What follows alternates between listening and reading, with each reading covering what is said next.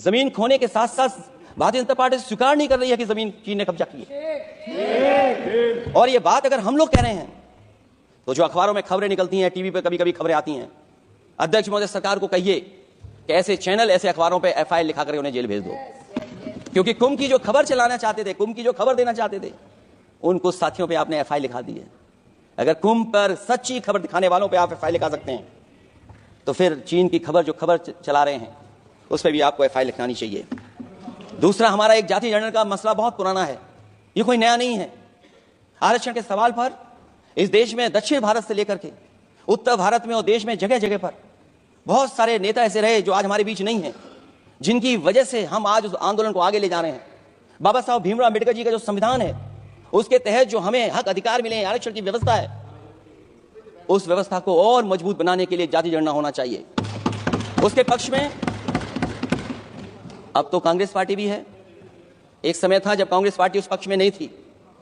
और अध्यक्ष महोदय, मैं बड़ी जिम्मेदारी के साथ कहना चाहता हूं, अगर उसी समय कांग्रेस पार्टी भी पक्ष में होती तो आज हमें आपके सामने खड़ा नहीं होना पता, मांगना नहीं पड़ता जाति जनगणना। लेकिन अध्यक्ष महोदय, मैं अपने कांग्रेस पार्टी के साथियों से भी कहना चाहूंगा, अध्यक्ष महोदय, मैं कांग्रेस पार्टी के साथियों से भी कहना चाहता हूं, हम आपके साथी हैं और इस मुद्दे पे तो हम आपके साथ और आपके आगे भी चल करके आपका साथ दे देंगे। अब जाति जनगणना को कोई नहीं रोक सकता है। एक दिन ऐसा आएगा अध्यक्ष महोदय, एक दिन ऐसा आएगा, कोई टकराट नहीं है, आपके इंजन जैसे नहीं है, आपका एक इंजन।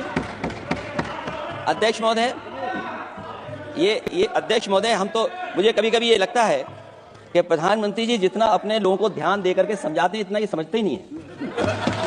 वो अध्यक्ष महोदय, वो सबसे ज्यादा सोशल मीडिया के बारे में जानकारी रखते हैं।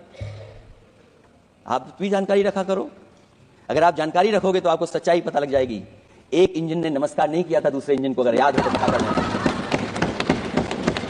और ये बात अगर छिपी हुई हो, ऑनरेबल मेंबर, अध्यक्ष महोदय, अभी तो मैंने शुरू नहीं किया, मेरा लिखा हुआ बहुत लंबा है। कंक्लूड करें, आप समाप्त करें प्लीज। और अध्यक्ष महोदय, एक सवाल और बड़ा उठा है, नौकरी को लेकर के, रोजगार को लेकर के, और हमारे भारत की जो मैन्युफैक्चरिंग सेक्टर है उसको बढ़ावा कैसे दिया जाए। चीन जैसा देश केवल एक पे हमला नहीं कर रहा है अध्यक्ष महोदय, आपकी जमीन भी छीन रहा है और आपका बाजार भी छीन रहा है।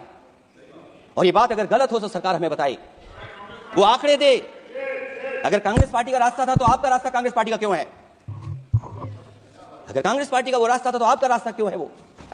मैं तो जानता हूं जिस दिन उनके सहयोगी साथी समझ लेंगे, वो भी साथ छोड़ जाएंगे।